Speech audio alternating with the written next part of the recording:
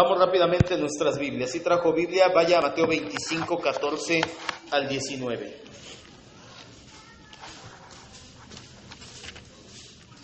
Mateo 25 del 14 al 19. Vamos a entrar de lleno a la palabra el día de hoy. Quiero que me disculpe, tengo un poquito de gripa, entonces me oigo un poquito raro. No es mi voz normal. Los que ya me conocen dicen, esa no es la voz, no es mi voz. Yo tenía un chorro de voz, decía el hermano Jorge Negrete. Ya todos los hago hermanos. El hermano Pedro Infante, el hermano José José. Pero bien que todos nos sabemos las canciones de nuestros hermanos. Bien que saben de cuál hablo. Mateo 25, 14 al 19. Dice la Escritura, ponga mucha atención. Porque el reino de los cielos es como un hombre que yéndose lejos llamó a sus esclavos. Acuérdese, la palabra doulos en el griego se tradujo esclavos, pero más acertadamente siervo, pero más acertadamente es esclavo. Aquí la traducción más acertada es esclavo. El reino de los cielos es como un hombre que se fue lejos. Yéndose lejos llamó a sus esclavos y les entregó sus bienes. A uno dio 5 talentos, a otro 2 talentos y a otro 1 talento, a cada uno conforme a sus capacidades, y luego se fue lejos. Y el que había recibido 5 talentos fue y negoció con ellos y ganó otros 5 talentos. Asimismo el que había recibido 2 ganó también otros 2. Pero el que había recibido 1 fue y cavó en la tierra y escondió el dinero de su señor.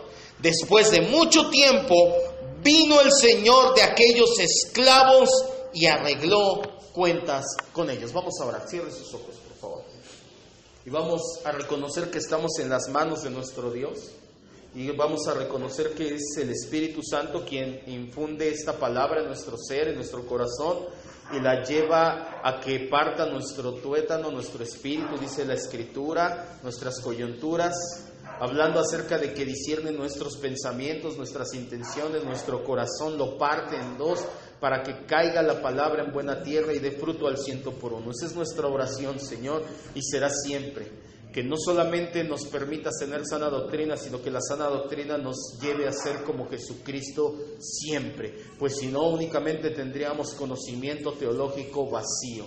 Padre, pero tú has tenido a bien el darnos esta gracia sobre gracia. En el nombre de Jesucristo, amén. Estamos estudiando una serie de predicaciones tituladas Esclavo de Cristo. Ya hemos aprendido varias enseñanzas maravillosas. Por ejemplo, el libre albedrío, que fue la primera predicación, y veíamos que esta solamente es una filosofía. El ser humano no tiene libre albedrío como tal en cuanto a la situación de la salvación. Recuerde, no le dije que nosotros no tomamos ninguna decisión, que no tenemos voluntad. El día de hoy usted decidió cómo se iba a cambiar, qué ropa se iba a poner. En eso no me estoy refiriendo. Cuando la Biblia se refiere al libre albedrío, cuando la filosofía habla de libre albedrío, está hablando de si tú tienes participación en tu salvación. No es así, no tenemos ninguna participación. Dios nos salva, Él solo porque Él es bueno. Todos absolutamente somos esclavos. Todos en este mundo, en este preciso instante, todo mundo es esclavo de alguien, ya sea del pecado para muerte o ya sea de Cristo para vida eterna. Pero no hay por ahí nadie que ande sin dueño. Le decía yo en esas predicaciones, no hay nadie que ande como perrito abandonado sin dueño. Todos los seres humanos absolutamente, o somos esclavos del pecado, o somos esclavos de Cristo, o somos hijos del diablo, o somos hijos de Dios, no hay más. Aquellos que éramos esclavos, fuimos liberados un día por la sola gracia de parte de nuestro Dios. No éramos ni somos merecedores nunca de tanto amor. No hicimos nada para que Dios nos liberara. No valíamos más que nadie. No nos veíamos mejor que nadie. No teníamos mejores condiciones que nadie. Si Dios nos liberó, a diferencia de otros que no ha liberado, que no sé si liberará, no me toca a mí saberlo, pero si Dios nos liberó a nosotros, es porque Él es bueno y se acabó. Y solamente nos resta decir una cosa, que es gracias Dios, solamente eso. Vimos que Cristo es la única cabeza de su iglesia. Por lo tanto, hoy en día tratar de ocupar ese lugar por medio de títulos como Papa, ¿Por qué nosotros no nos adherimos a la Iglesia Católica Apostólica Romana? Entre muchas doctrinas, tienen una doctrina llamada infalibilidad papal que se promulgó en los años 1800 en el Concilio Vaticano I, donde dicen que el Papa es la cabeza visible de la Iglesia y que lo que él dice es como si Dios hablara. ¿Esto es cierto? No, hay una sola cabeza del cuerpo. ¿Quién es? Cristo. ¿Será el pastor la cabeza de la Iglesia? ¿Será el apóstol? De hecho, por eso no hay apóstoles, por eso no creemos en apóstoles modernos, porque los apóstoles modernos toman el lugar que le corresponde de cabeza del cuerpo de Cristo y dicen: yo te doy cobertura, yo soy tu papá, yo los protejo, yo los levanto, cuando no se trata de ellos, se trata de ¿quién? De Cristo solamente. Cristo pasa de llamarnos sus esclavos a llamarnos sus amigos, lo cual nos da la confianza necesaria para acudir a Él en todo momento y en todo lugar. Y aquí quiero aprovechar y hacer un llamado a la gente que no viene a la oración, que tiene el tiempo, que tiene el dinero, que tiene los medios de venir a la oración, pero que no viene a la oración los días lunes. Hágalo. Mucha gente no viene porque dice: ¿cómo Dios me va a aceptar? ¿Cómo Dios va? Si Dios nos aceptó siendo viles pecadores, nos abrió los brazos y nos trajo a su familia, ¿usted cree que ahora que es parte de la familia de Dios no va a escuchar Dios su oración? Si la escucha, como decía mi hermano en los anuncios, no es lo mismo su oración diaria de intimidad, que yo sé que la tiene, yo sé que diario ora 3 o 4 horas en su casa, se nos nota la espiritualidad, se le ve, hermano, se le ve, pero aún así es necesaria la oración corporativa. ¿Qué es corporativa? Como cuerpo de Cristo. Oramos como el cuerpo de Cristo los lunes a las 7 de la noche. Sería una bendición ver a muchos de ustedes en este lugar. Por si fuera poco, si no fuera suficiente, no solamente nos hizo sus amigos y nos da la confianza de venir a Él en oración. Después de ser sus amigos, nos hizo ciudadanos del cielo. Y por último, lo vimos 2 semanas, nos hizo y nos adoptó, como sus hijos, siendo así hijos herederos de la vida eterna. El día de hoy vamos a ver otro aspecto más ligado a esta enseñanza de Cristo como el amo, como el dueño, como el Señor de nuestras vidas. Y es una verdad enseñada en todo el Nuevo Testamento, que es que el dueño va a regresar pronto. De hecho, titulé esta predicación: Preparados para cuando el dueño regrese. En los evangelios encontramos claramente delineada esta verdad. Sin meternos en confusión escatológica, no voy a hablar del milenio, de dispensaciones o cosas así, que de hecho posteriormente vamos a ver en nuestra identidad. Nosotros nos adherimos a la teología del pacto, no al dispensacionalismo, y esto afecta nuestra manera de ver el milenio, de ver el rapto o arrebatamiento, afecta muchas cosas. No nos vamos a meter en eso, para que no tengamos confusión y controversia escatológica. Hay algo que todos los cristianos, grupos cristianos, entre comillas sanos, creemos, y es que Cristo va a regresar. ¿Cuántos dicen amén? Así seas premilenialista, que dices que viene antes del milenio, amilenialista, que no hay milenio pero que Él viene, postmilenialista, que acaba el milenio y Él viene. No importa cuál sea la postura teológica, después vamos a ver eso ahorita no es irrelevante, ahorita. Pero hay algo que sí es cierto en todos los grupos cristianos: creemos que Cristo viene pronto. Maranata, dice el libro de Corintios. Maranata significa el Señor viene. En muchas ocasiones y en muchos ámbitos es normal que cuando se sabe que se va a tener lugar una inspección o que viene algún supervisor o algún jefe, las cosas cambian drásticamente. Por ejemplo, en la escuela, yo no sé si a usted le llegó a pasar, yo me acuerdo mucho que en la primaria o en la secundaria hacías lo que querías, entrabas como querías, pero esta semana va a venir los de, ¿cómo se llama? De zona, ¿cómo? El supervisor de zona, y entonces ese día se paraban los 3 prefectos en la puerta de la escuela y decían: quítate tus aretes, despíntate, córtate el cabello, regresas mañana, bájate esa falda, y empezaban ahora sí a ir a los baños y llevaban al conserje y como a 3 ayudantes y mira, ponen bien esta lámpara, ponían todo muy bien, porque viene la supervisión esta semana y no queremos que ningún niño, tira tu chicle. Ahora sí, todos los demás del año, los demás días no había problemas si de repente llevaban gorras y masticaban chicle, pero esa semana hay supervisión, todo tiene que estar a la línea. Por ejemplo, yo trabajé en una tienda departamental cuando era chico, era cerillo, hace ya como, no muchos años, tenía yo 14, 13 años en ese entonces, me acuerdo perfectamente, como si fuera ayer, y viví yo en Acapulco 2 años, y trabajábamos en la Comercial Mexicana, mi hermano y yo, de cerillos, y me acuerdo que le decían, el gerente vivía allá a la vuelta, iba y venía diario, pero un día le dijeron: viene supervisión de México. Yo no sé por qué en provincia le dicen México si allá también es México. Sería más factible decir de la capital, pero bueno, decían: viene supervisión de México. Olvídense, yo era un empacador junto con otros 30 o 40 que éramos, pues ese día dejaron, porque éramos 2 por caja, ese día dejaron 1 por caja y me pusieron a levantar cajas y a mi hermano a los muebles y a los otros chavos a limpiar. Nos traían, pero movidos, porque ¿sabes qué? Hablaron, porque eran 4 o 5 comerciales mexicanas allá en Acapulco hablaron de la 3, así eran códigos, que hay supervisión de México. Órale, y entonces nos pusieron, lo que no hacían en todo el año, lo hicimos como en 2 horas, de volada. Y es más, un ejemplo más, y ahorita van a entender por qué les estoy diciendo esto. En casa, cuando se va mamá y deja a los niños y les dice: ay, por favor, les encargo nada más que recojan, que laven los trastes y que me bajen la ropa del tendedero. Y mi mamá se iba y jugábamos, y ahí estábamos mis 3 hermanos, mis 2 hermanos y yo, 3, y todo, y decíamos: ¿a qué horas llega? A las 6. Y pasaban 4 o 5 horas, y al cuarto para las 6, muévele.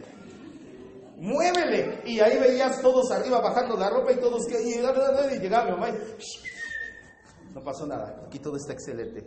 Eso nada más pasaba en mi casa. Yo sé que se ríen de mí, no de nervios, no de que pasaba en su casa, ¿verdad?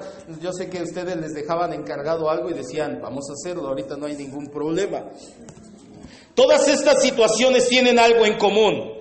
Mientras que se está fuera el encargado o dueño, este encargado o dueño espera que los que se quedan en casa, o se quedan en la escuela, o se quedan en el lugar donde él se va, supervisen las cosas y que todo se haga lo mejor posible. Ellos esperan, cuando se va el dueño, cuando se va supervisión, cuando se iba mi mamá, en este caso cuando se fue el Rey de Reyes al cielo, estaba esperando que nosotros administráramos lo mejor posible y viéramos por sus intereses, para que al regreso él inspeccionara el trabajo y se diera la recompensa o el castigo pertinente. Porque eso sí, veíamos en la mañana, si llegaba mamá y no veía las cosas hechas, a mí me llevaron con un psicólogo muy bueno varias veces.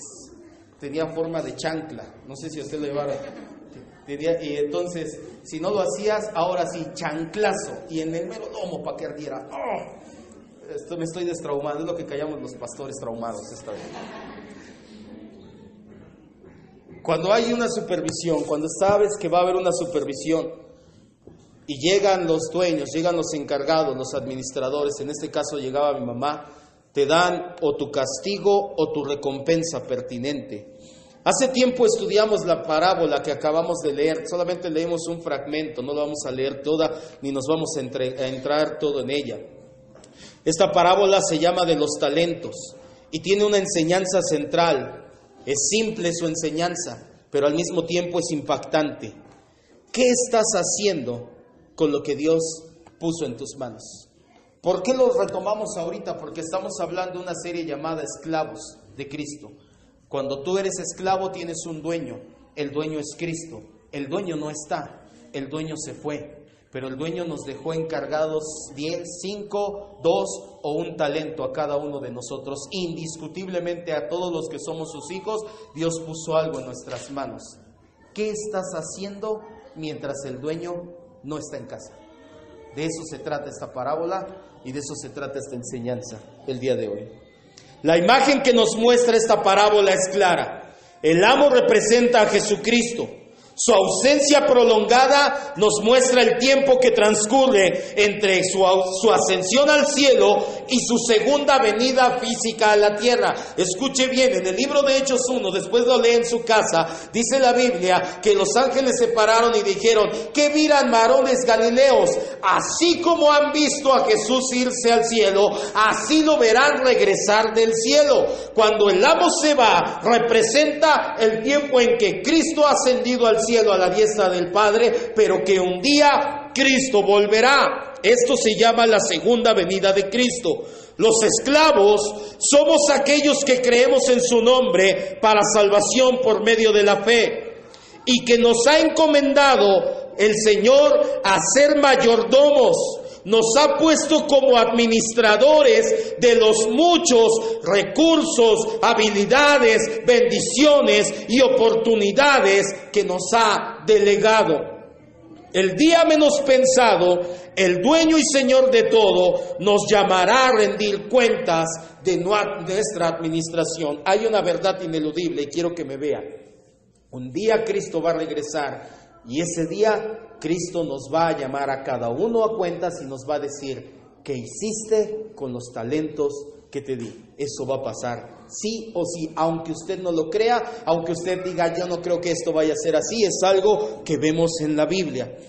En los dos primeros esclavos rápidamente llegamos a la conclusión de que son verdaderos cristianos, entregados, que se niegan a sí mismos, que descansan en Cristo todo el tiempo, y por lo tanto ellos saben que nada es suyo. Cuando el Señor se va y regresa con los dos primeros esclavos, después lee toda la parábola en su casa, dice que el primero le entregó 5 minas, y que cuando regresó el Señor le dijo: Señor, aquí están tus 5, y aquí hay otras 5 que gané. Bien, buen siervo y fiel. Va con el segundo y le dice: Señor, aquí están las 2 que me diste, y aquí hay otras 2 que gané. Bien, buen siervo y fiel. Estos dos primeros esclavos representan a los cristianos que entienden que no se trata de ellos, que no es su tiempo, que no es su dinero, que no es su talento, que no es su vida, que nada es de ellos, que todo es de Cristo, en Cristo y para Cristo. Y antes de decir amén, piénselo bien, porque muchas veces decimos: sí, no es mi tiempo, hermano, vamos a quedarnos a limpiar. ¿Quién se cree para andar jugando con mi tiempo? ¿Por fin es tu tiempo o no es tu tiempo? No es nuestro tiempo, es el tiempo del Señor. La recompensa a este tipo de creyentes será la frase más maravillosa que puedan escuchar, que es: bien, buen siervo fiel, entra en el gozo de tu Señor. Primera de Corintios 3:8, vamos ahí. Nos dice que Dios recompensará a los suyos. ¿Dónde está, Ángel? Bájale un poquito la ganancia porque como que se quiere viciar. Por favor. Primera de Corintios 3:8.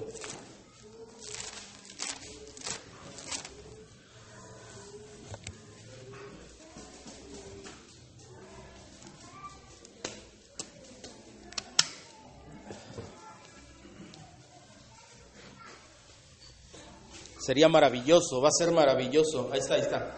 Es que tenía muy despegada la diadema. Nada más bájale la pura ganancia, por favor. Sí. Ahí está, creo que ya no se vicia. Primera de Corintios 3:8 nos habla de que hay recompensas para los cristianos. Y créame, no voy a provocar en usted codicia o avaricia. Ay, sí, que el Señor me recompense con un Ferrari. ¿Qué dice este Maldonado? Que antes de que Cristo venga todos vamos a ser millonarios. Tremendo. Solamente creas avaricia. Primera de Corintios 3:8 dice: y el que planta y el que riega son una misma cosa, aunque cada uno recibirá, ¿qué dice? Recompensa conforme a su labor. Conforme a lo que nosotros hemos trabajado, vamos a recibir recompensa. ¿Cuál sería la mejor recompensa que nos pueden dar? Escuchar esas palabras que nos diga el Señor: bien, esclavo fiel, entra en el gozo de tu Señor. Yo no sé tú, pero para mí sería con eso, ya, gracias, ¿para qué quiero más? Pero vamos a centrar nuestra atención en el tercer esclavo. Los dos primeros esclavos ya están de gane. El tercer esclavo, él representa a las personas que afirman ser cristianas, pero que en realidad al único que sirven es a ellos mismos, que no saben o no quieren saber que no se trata de ellos, que piensan que Dios tiene la obligación de tenernos bien, que sí, que si en la iglesia no se habla de necesidades y de cómo superarlas, se van, que se desesperan con las enseñanzas doctrinales, pues cuando nos vamos a ocupar de lo que necesito, Hay gente que viene a la iglesia y que todavía tiene la mentalidad y piensan, hoy voy a ir a la iglesia para que Dios me ayude en mis problemas. Hoy voy a ir a la iglesia para que Dios me ayude en mis necesidades. Hoy voy a ir y espero que el pastor me dé un sermón donde me levante el ánimo. Hoy quiero escuchar una palabra de victoria, de bendición, Hay gente que piensa todavía eso, lamentablemente, aún en esta iglesia. Las iglesias de prosperidad no se diga, pero aún muchas veces en la iglesia yo veo caras largas cuando empiezo a hablar de doctrina, caras de, ¿y eso para qué me sirve? A mí hábleme de bendición, tengo problemas, ayúdeme en mis problemas. No se trata de nosotros, se trata de Cristo siempre, siempre. Este tipo de cristianos tibios, carnales e inmaduros, no piensan más que en ellos mismos. Piensan primero en ellos, luego en ellos, tercero en ellos. Y si queda un poco de tiempo y lugar, adivinen en quién piensan. En ellos mismos. Nunca piensan en Cristo, nunca piensan en los demás, solamente en ellos. Hace tiempo en la serie de Fruto del Espíritu les denominamos parásitos espirituales. No sé si se acuerdan de esta enseñanza. Creo que vinieron, ¿verdad? También ese día. Parásitos espirituales les llamábamos. Este tipo de personas vienen a la iglesia y creen que debemos de tener siempre los medios para ayudarle. Siempre debes de estar atento. Pero si no lo haces, se sienten mal porque los ignoraste. Y cuando tú les llegas a pedir ayuda, nunca tienen tiempo, nunca están disponibles. Ellos piensan que debemos de tener enseñanzas listas, pastos frescos para alimentarlos. Pero si tú les pides que ellos enseñen de lo poco que han aprendido a alguien nuevo, adivina qué, no tienen tiempo de hacerlo.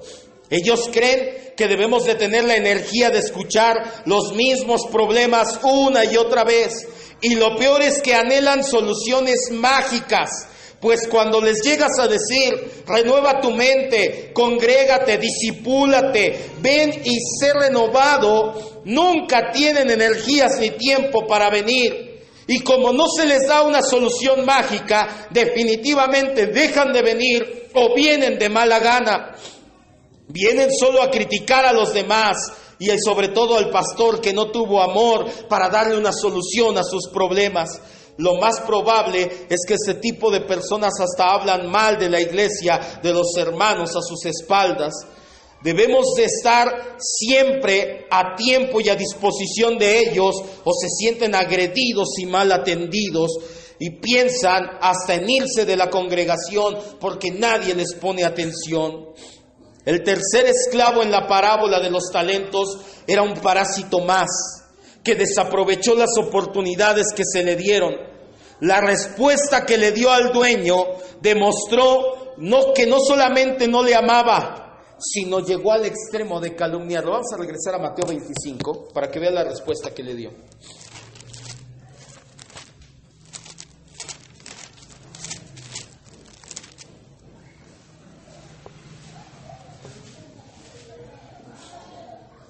Mateo 25, 24.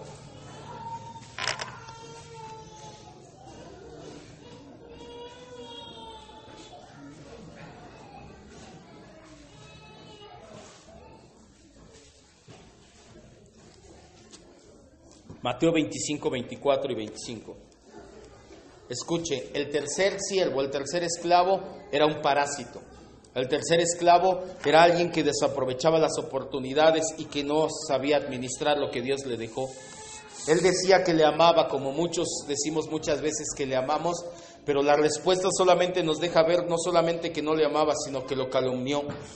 24 dice, llegando el dueño con el que había recibido un talento, dijo, ¿qué le dijo el que había recibido un talento? Señor, te conocía que eres hombre duro, que cosechas donde no sembraste y recoges donde no esparciste. Pregunta, ¿nuestro Señor y Dios, nuestro Señor Jesucristo es así? No. ¿Qué estaba haciendo este esclavo? Lo estaba calumniando. No, es que no, yo sé cómo eres de enojón, Señor. Es más, te digo algo, es como muchos cristianos que decían, ¿por qué estudiamos cristología? ¿Para qué? Para conocerle mejor. Tú no puedes amar a quien no conoces. Y como no le conocía, no le amaba, y como no le amaba, no le conocía, son recíprocos, y entonces habló algo que ni siquiera era de él. Mucha gente piensa que Dios es un Dios enojón, que Dios está esperando para castigarlos. Dios es así. ¿Se imagina que Dios nos diera el pago de nuestras acciones inmediatamente que las realizamos? Levante la mano, ¿quién estaría aquí? Sean mentirosos, ¿no? Nadie estaríamos aquí. Yo no, ninguno. Si nuestro Dios no fuera misericordioso, tardo para la ira, dice la Escritura, no estaríamos aquí. Versículo 25. Por lo cual tuve miedo y fui y escondí tu talento en la tierra. Aquí tienes lo que es tuyo. Este siervo llegó al extremo de calumniarlo. Si de verdad le tenía miedo al amo, habría trabajado con ahínco durante su ausencia, pero en vez de eso, fue un esclavo perezoso y necio. De esta parábola ligada a nuestra enseñanza, encontramos tres componentes importantes. Primero, el amo, aunque no está actualmente aquí, pronto regresará. Esto es una verdad, Cristo viene pronto. Segundo, las oportunidades para ser un buen administrador abundan. Tú lo puedes decirle un día al Señor: Señor, es que nunca tuve oportunidad, es que nunca hubo momento para demostrártelo. Las oportunidades que Dios nos da para demostrar que le amamos, para ser buenos administradores, créeme, amado hermano, ahorita te está diciendo por medio de mí una vez más: hey, te estoy dando oportunidad, ponte las pilas, diríamos aquí en el país. Abundan las oportunidades, pero algo pasa, el tiempo se agota. ¿Cuándo tenemos oportunidades? Lo vimos en el discipulado. ¿Sabes cuándo tienes una oportunidad para ser un buen administrador? Cuando se presenta una bifurcación delante de ti. ¿Qué es una bifurcación? Tú vas en un camino y de repente el camino se convierte en dos. Un camino te lleva a seguir a Cristo y a hacer su voluntad. El otro camino no. Y cada vez que tú tienes una bifurcación delante de ti, es una oportunidad para hacer crecer ese talento. Un ejemplo, en el trabajo. Estoy bien y de repente en el trabajo se me presenta la oportunidad de hacer una tranza y de transear a la empresa y de ganar mucho dinero, pero nunca se van a dar cuenta. Tú tienes el camino de seguir a Cristo o el otro camino. Y muchas veces decimos: Señor, tú conoces mi necesidad y sabes que hasta voy a ofrendar. Y te vas por el otro camino. Cada vez que tenemos una bifurcación enfrente entre hacer la voluntad de Dios o lo demás, vaya, llámese mi voluntad, la del enemigo, como le quieras poner, cualquier otra cosa, y tú tomas el camino equivocado, estás escondiendo ese talento en la tierra. Y escúchame bien, el tiempo se agota, el tiempo se acaba. Tercero, cuando el dueño regrese, llamará a cuenta a todos sus esclavos. ¿Cuándo regresará el dueño? Nadie lo sabe. Regresa ahí en Mateo 24:36.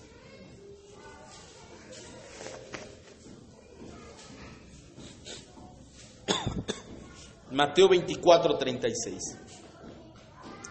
Pero el día y la hora nadie lo sabe, ni los ángeles del cielo, sino solo ¿quién? ¿De qué habla aquí el contexto de eso? De la segunda venida de Cristo. Después lea todo Mateo 24, o todo Mateo, o toda la Biblia en su casa. Pero bueno, ya después lo lee y se dará cuenta que el contexto aquí nos habla de la segunda venida de Cristo. Una cosa es cierta, nadie sabe el día ni la hora, pero hay una cosa que sí es cierta: Él va a regresar. ¿Por qué? Yo le voy a dar 8 motivos por los cuales es cierto que va a regresar. Primero, Dios lo promete en su palabra y Dios no miente o dejaría de ser un Dios santo. Segundo, Cristo mismo lo enseñó y Él tampoco miente. Juan 14, 2 y 3. Vamos rápidamente para que nos dé bien tiempo. Juan 14. ¿Cristo va a regresar? Sí. ¿Cuándo? No lo sabemos, pero sí va a regresar. ¿Por qué lo sé? Le voy a dar 8 motivos. El primero, porque Dios no miente. Su palabra lo dice, y si esto fuera escrito en su palabra y fuera mentira, dejaba de ser Dios. Segundo, Cristo mismo lo enseñó, y en más de una ocasión. Ahorita solamente vamos a ver Juan 14, 2 y 3. En la casa de mi Padre muchas casas hay, muchas moradas, habitaciones hay. Si no fuera así, yo no se los hubiera dicho. Voy pues a preparar lugar para ustedes. ¿Cómo preparó el lugar para nosotros en su casa el Señor? ¿Por medio de qué? De la cruz. ¿Cómo fue que preparó un lugar para que pudiéramos estar en su casa? Por medio de la cruz. Versículo 3. Y si me fuere y les preparare lugar, ¿qué dice aquí que hará? Cristo dijo que vendría otra vez. ¿Nos estaría mintiendo? No. Tercero, hasta ahí nada más.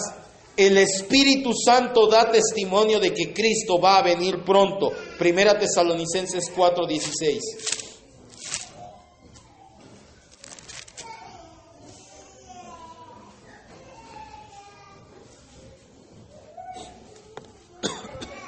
Primera Tesalonicenses 4:16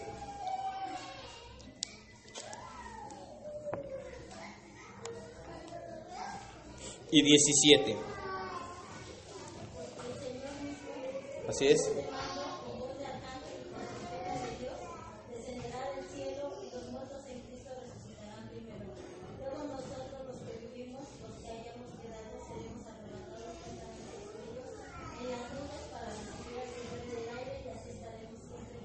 ¿De qué habla aquí? De su segunda venida. ¿Quién inspiró esta palabra por medio del apóstol Pablo? El Espíritu Santo. Número 4. Su iglesia lo espera. Apocalipsis 22:17.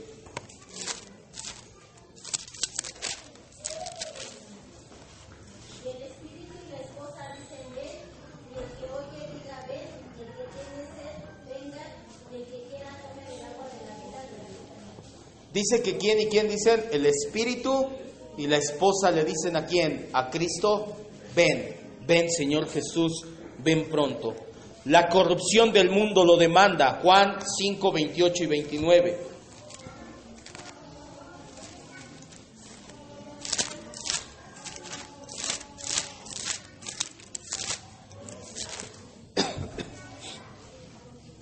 ¿Qué significa esto de la corrupción del mundo? Hay mucha gente, quiero que me vea, ahorita lo leemos. Hay mucha gente que no quiere creer en Dios, son antiteístas más que ateos, que dicen, no, es que si Dios existiera, no dejaría que los niños sufrieran, ya hubiera hecho algo por esto, ya todo. En primer lugar, Dios tiene todo bajo control y muchas de las cosas que suceden nos enseñan a madurar. Y en segundo lugar, ¿qué crees? Sí, Dios va a dar el pago correspondiente, sí, Dios va a hacer justicia, pero no la va a hacer a nuestra manera, no es como nosotros decimos, es a su manera, como Él dice. En Juan 5:28 y 29, se lo voy a leer, dice, no te maravilles de esto, porque vendrá hora cuando todos los que están en los sepulcros oirán su voz, y los que hicieron lo bueno saldrán a resurrección de vida, mas los que hicieron lo malo, ¿qué dice que pasará? O sea, la corrupción del mundo demanda que Cristo venga. No puede quedar esto así o la justicia de Dios no sería como tal. Número 6, para reivindicarse él mismo ante los incrédulos, Apocalipsis 1:7.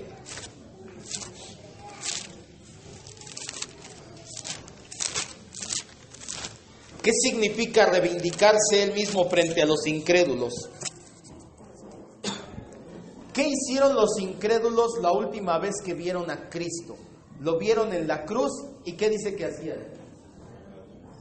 Meneaban la cabeza y decían, si de verdad fuera el Hijo de Dios, ya hubiera bajado y se hubiera salvado. Se burlaban, meneaban la cabeza y se reían de Él. Aún la gente hoy en día que no cree en Cristo piensa cosas semejantes, pero escucha bien, va a ser el día de regreso de Cristo. Cuando Cristo regrese no va a venir el Cristo de amor que vino la primera vez, y no me estoy refiriendo a que no ame, pero la manera en que Él viene es el llamado Cristo del juicio, donde sus ojos como llama ardiente, de su boca sale una espada, sus pies como bronce. El bronce significa juicio en la tipología bíblica. ¿Sabes a qué viene Cristo Jesús? A establecer juicio sobre la tierra.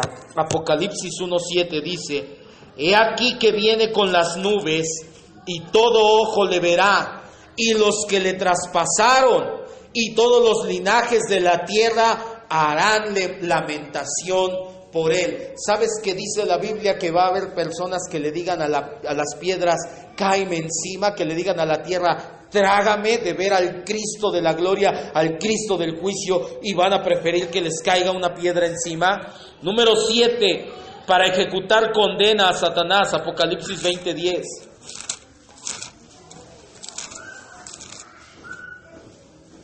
El enemigo ya está condenado ya. En la cruz del Calvario se dictó sentencia. Pero cuando Cristo venga por segunda vez a la tierra, ese día va a ejecutar su sentencia. Apocalipsis 20:10. Y me llevó estoy en el 21. 20:10 dice: y el diablo que los engañaba fue lanzado en el lago de fuego y azufre, donde estaban la bestia y el falso profeta, la Trinidad satánica llamada, y serán atormentados día y noche por los siglos de los siglos. ¿Cuándo va a pasar esto? Después de que Cristo venga, establezca juicio, va a lanzar al lago de fuego y azufre a Satanás. Y número 8, es nuestra esperanza como santos. Segunda de Timoteo 4:8 y primera de Juan 3:2.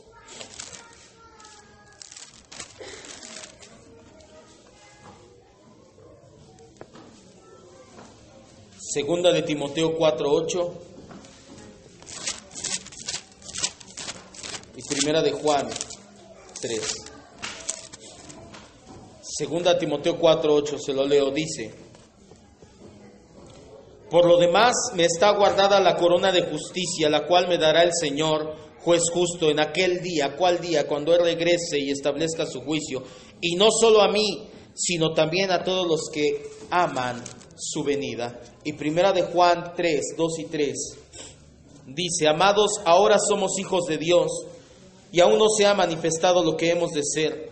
Pero sabemos que cuando Él se manifieste, cuando Él regrese, seremos semejantes a Él, porque lo veremos tal como Él es. Todo aquel que tiene esta esperanza, todo aquel que tiene la esperanza de que Cristo venga, se purifica a sí mismo, porque quiere que te halle trabajando como esclavo fiel, así como Él es puro. Solamente un esclavo desleal tiene temor de que el amo regrese a casa. Si el esclavo ha sido fiel, si el esclavo ha trabajado, si el esclavo ha hecho la voluntad de ese amo, ese esclavo se va a llenar de gozo por la celebración que se avecina. Como podemos darnos cuenta, el regreso del dueño es real, pero no solo eso, con el regreso del dueño viene el tribunal de Cristo. Si bien los esclavos infieles serán echados fuera al fuego eterno, donde es lloro y crujir de diente, los esclavos leales al Señor vamos a estar delante del tribunal de Cristo. Ahí no está en juego nuestra salvación. Ahí lo que habrá serán recompensas que Él tiene preparadas para los suyos. Los creyentes mediocres, aquellos que poco consagran su vida al servicio del Señor, y aquellos que las actividades del mundo son más importantes que su relación y su servicio a Cristo, solo pueden esperar una recompensa mínima de parte de Dios. Primera de Corintios 3:11.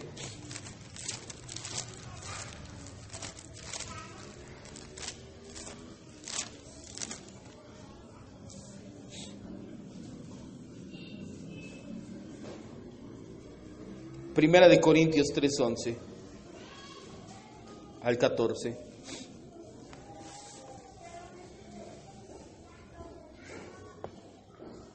Porque nadie puede poner otro fundamento que el que está puesto, el cual es Jesucristo. Si sobre este fundamento alguno edifica oro, plata, piedras preciosas, madero, heno, hojarasca, la obra de cada uno se hará manifiesta, porque el día la declarará, pues por el fuego se va a manifestar, va a ser revelada. Dice: y la obra de cada uno, cual sea el fuego, la va a probar. Si permaneciere la obra de alguno que se sobreedificó, va a recibir recompensa. Cuando tú metes al fuego oro, plata, madera y hojarasca, hojas de basura, como quien dice, ¿qué es lo que sí se queda que prevalece en el fuego? El oro y la plata. La madera permanece en el fuego, la basura se deshacen. Cada una de nuestras obras va a pasar por fuego. aquellas cosas que son preciosas al Señor, consagración, servicio al Señor, oro, plata se permanecen, pero aquellos que no damos y que no hacemos, eso que ponemos delante del Señor no se conservará. Dice el versículo 15, si la obra de alguno se quemare, él va a sufrir pérdida. Si bien él mismo será salvo, aún así, ¿cómo será salvo? Como por fuego. Así como los esclavos del primer siglo de nuestra era rendían cuentas a su amo terrenal, los esclavos de Cristo un día rendiremos cuenta de nuestra vida a aquel que nos ha dado libertad.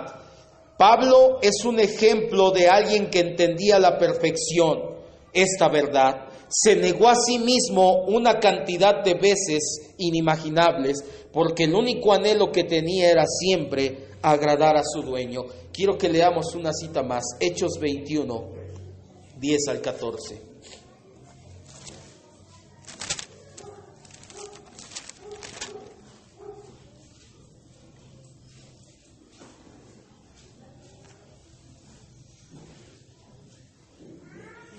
Quiero que vea lo que es negarse a sí mismo y ser un esclavo de Cristo en la vida de Pablo.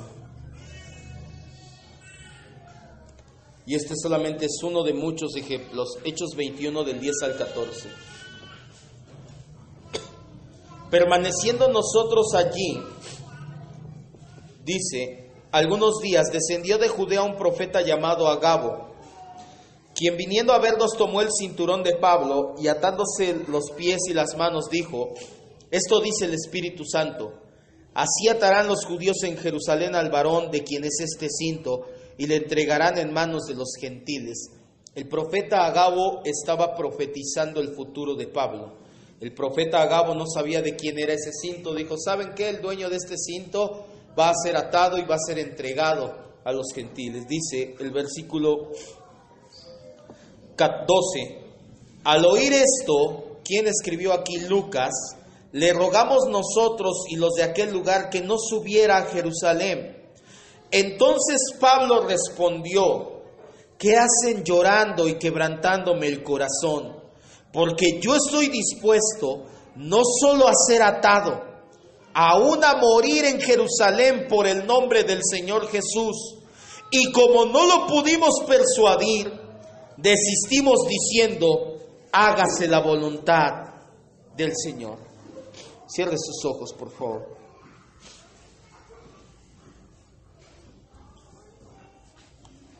Podríamos ver toda la vida del apóstol Pablo, o la vida escrita en el libro de Hechos, y encontraríamos infinidad de ejemplos en los cuales él se negó a sí mismo.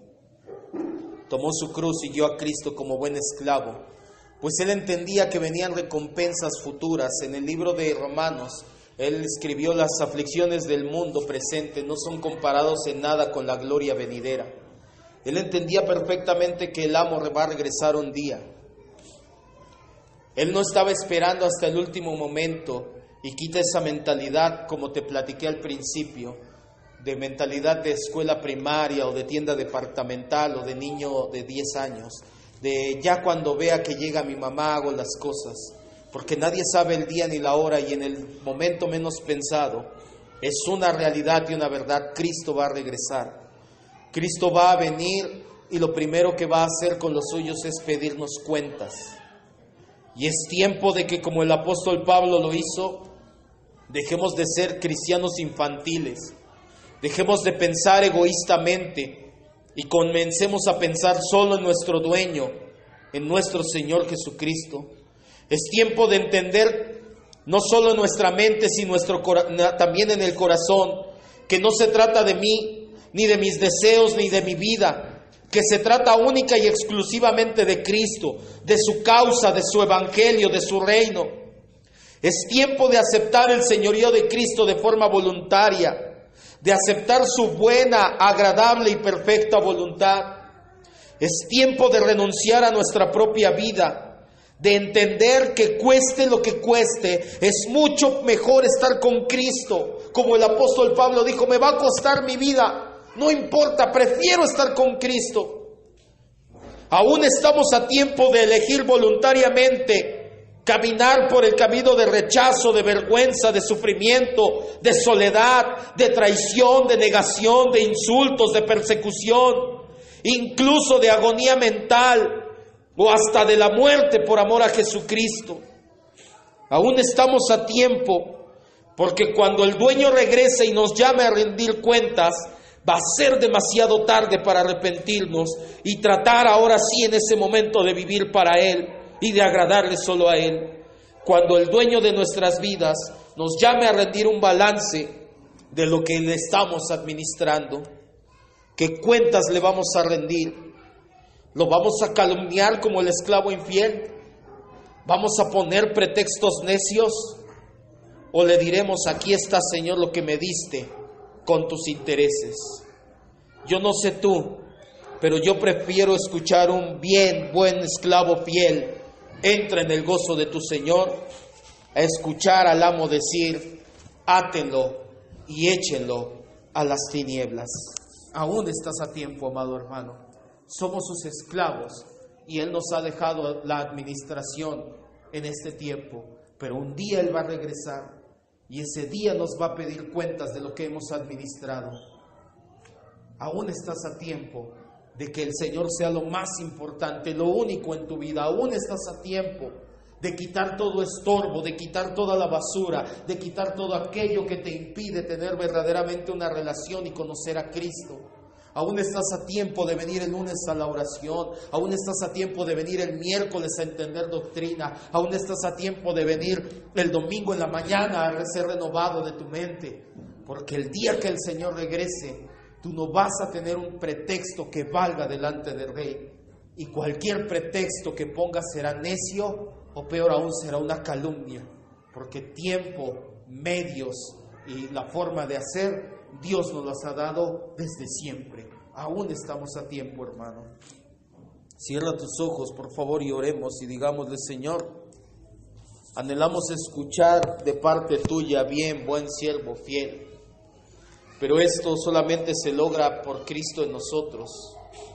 Te rogamos el día de hoy con todo nuestro corazón que Cristo sea en mí, llevándome a hacer esto y más todavía.